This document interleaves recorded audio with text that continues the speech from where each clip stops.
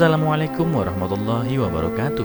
Apa kabar kalian? Semoga kalian baik-baik saja dan tetap diberikan kesehatan oleh Allah Subhanahu wa taala. Bantu channel kami dengan cara subscribe dan tekan tombol lonceng kalian. Terima kasih.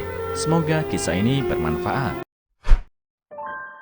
Setiap makan hanya mampu pesan nasi putih. 20 tahun kemudian mahasiswa ini mengejutkan banyak orang. Seorang mahasiswa tiap hari hampir memesan nasi putih ketika hendak makan di sebuah warung. Tak ada pesanan lauk atau kuah. Pemuda itu hanya meminta diambilkan nasi putih saja dan memakannya. Begitu selesai makan, mahasiswa itu kembali memberanikan diri untuk meminta kuah. Sang pemilik warung pun tak sungkan dan memberikannya secara gratis. Namun sang pemuda tak tinggal diam. Diketahui kuah yang dia dapatkan secara gratis, dia kembali memesan 1 piring nasi. Nasi itu dia pesan bukan untuk dimakan lagi, melainkan sebagai bekal dia untuk makan siang saat berada di kampus. Si penjual merenung sejenak. Anak itu mungkin berasal dari keluarga tak mampu. Lalu secara diam-diam dia menaruh sesendok penuh daging cincang ke bawah kotak makanan. Bahkan menambahkan sebutir telur kecap. Baru kemudian menutupnya dengan sekotak penuh nasi putih. Si nyonya pemilik bufet tahu suaminya bermaksud membantu anak itu, tapi yang membuatnya bingung kenapa tidak meletakkan begitu saja dagingnya itu di atas nasi, malah menyembunyikannya di bawah. Lauk itu sengaja dia sembunyikan di balik balutan nasi, supaya sang anak tak mengira bahwa dia sedang bersedekah, sekaligus menjaga perasaan dirinya. Mata anak itu berkaca-kaca dan meneteskan air mata, tapi tidak diketahui oleh Pak Sutri yang baik hati itu. Sejak itu anak itu hampir selalu datang setiap senja. Dia selalu makan semangkuk di warung dan semangkuk untuk dibawa pulang. Tentu saja di bawah mangkok nasi yang dibawa pulang itu selalu terpendam rahasia yang tidak sama setiap hari. Sampai akhirnya anak itu lulus dan 2 dekade berikutnya tidak pernah terlihat lagi sosok bayangan anak itu di warung prasmanan tersebut. 20 tahun kemudian warung prasmanan itu mendapat pemberitahuan dari Pemda yang akan membongkar paksa bangunan-bangunan ilegal di wilayah tersebut. Melihat kenyataan itu, Pak Sutri itu pun tak kuasa menahan tangisnya, mengingat pengangguran yang akan dijalaninya di masa parubaya. Tepat pada saat itu, seorang tokoh elit dari perusahaan besar datang berkunjung. Seorang perwakilan dari perusahaan mengutarakan tujuannya datang ke lokasi itu. Dia membawa kabar bahwa direkturnya meminta Pak Sutri membuka kantin prasmanan di dalam gedung perkantoran yang akan segera digunakan.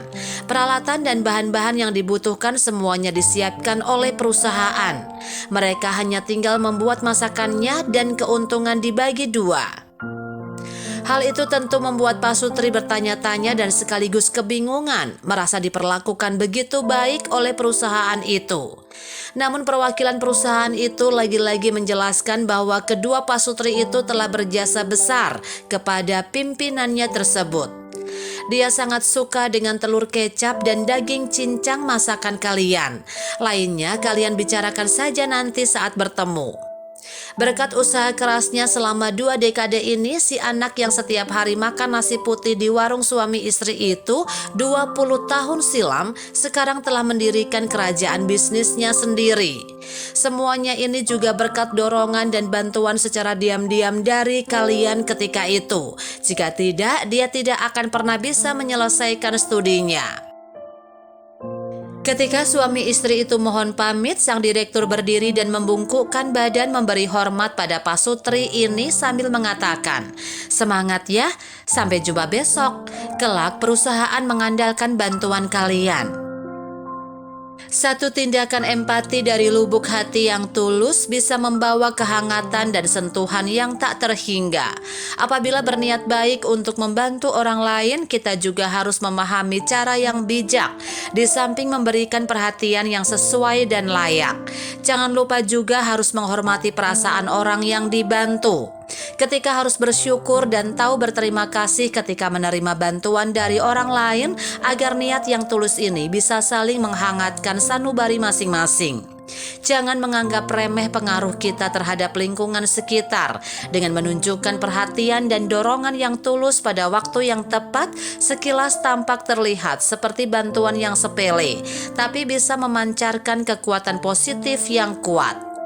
Bahkan sekalipun hanya setitik cahaya juga merupakan cahaya kehangatan yang paling nyata. Mari kita pancarkan cahaya hati kita setiap saat dan tunjukkan gelora dan cahaya kehangatan kita untuk segenap insan di dunia.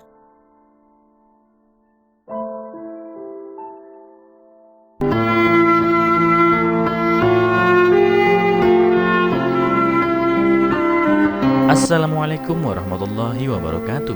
Apa kabar kalian? Semoga kalian baik-baik saja dan tetap diberikan kesehatan oleh Allah Subhanahu wa taala. Bantu channel kami dengan cara subscribe dan tekan tombol lonceng kalian. Terima kasih. Semoga kisah ini bermanfaat.